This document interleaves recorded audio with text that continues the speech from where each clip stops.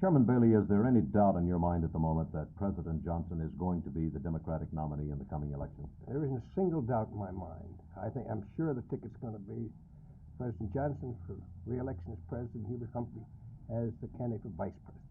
What about on the GOP ticket? Who do you see at the moment? Well, you can, all the way through, you can buy your ticket and take your choice. Some people in the Northeast think that Rockefeller would be the best. Then, of course, you've got Dick Nixon, who has a great deal of strength in the Republican Party. He's been around a long time. He's did a lot of favors. He's made a lot of speeches. And I would say he would be the favorite of the Republican politicians if they think he could win. That leads to a question. Do you think he could win? I don't think any of them can win. You think it's going to be LBJ all the way? No question. Perhaps we won't do perhaps as well as we did in '64. Why, sir? Well, after all, you only get Goldwater once in a century.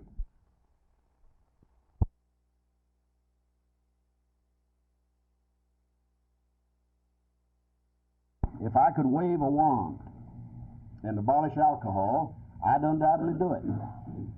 Because I'm not sure it's good for people, but I also know that people are going to have it.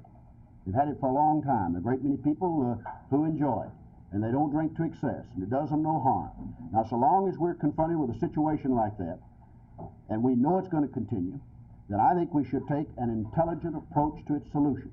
And when you do it on a local option basis, if you want to have drinks available to you in Dallas County and they don't want to in Ellis County, that's their privilege.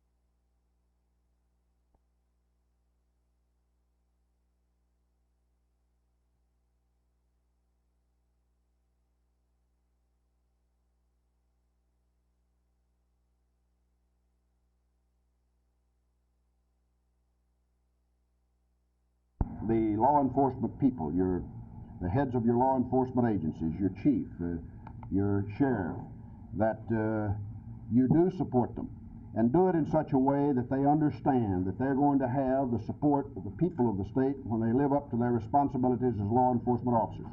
One of the great things that's happened, great in the sense of being large, not good, is that today there has been an attitude that has permeated the whole society that any time a law enforcement official, living up to his responsibility, apprehends a criminal, he is immediately charged with police brutality. And almost immediately, the law enforcement officer is put on trial rather than the criminal himself.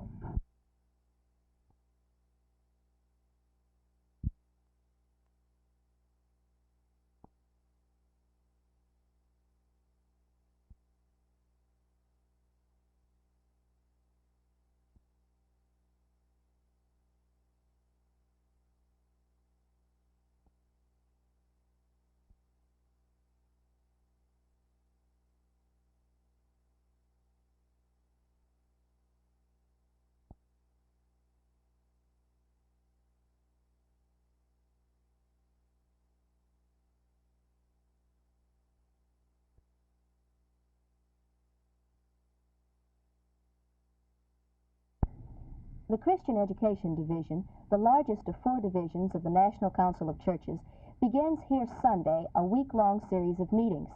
Here today to do some organizational work is Dr. Gerald E. Knopf, an executive of the division. Next week, he will ask the group's program board to invest $80,000 in small-return, high-risk projects such as low-cost housing in the ghettos. We asked Dr. Knopf what he thought the church group could accomplish by such a project. Well, it will be a very small amount, of course. You can't do very much with $80,000. But we do hope that this will be a stimulus to the denominations who have larger sums and to the general public generally. We believe it is important as a symbol and a beginning. Of course, you're going to ask your program board for this. Does it look like that they will accept this and institute this program? Well, you never can tell, but I think they will. Is the general public among the general church people in favor of this kind of program, or are they in the mood to cut back the way our federal government is? I believe when they come to know the facts and the situation and the need, that church people everywhere would support this kind of venture. What other new or very important ideas will be tossed around at this meeting this coming week? Well, this is an agency of the Protestant and Orthodox churches, but one of the things that we're happiest about is the increasing way in which we're working happily and harmoniously with our Christian brethren in the Roman Catholic Church. And this is going to be pushed ahead here at Dallas this next week.